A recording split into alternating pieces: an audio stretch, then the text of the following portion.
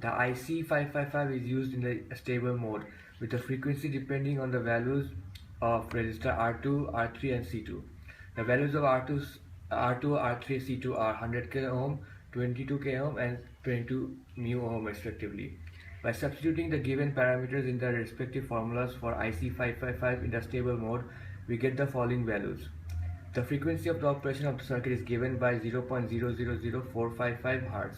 By finding the time period of the circuit by using the frequency information, we get the time period of the circuit as 2.22 seconds.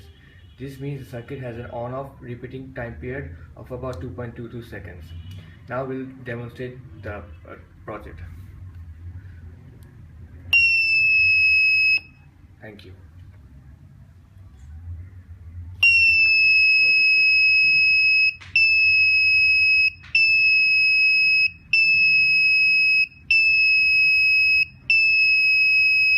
Thank you.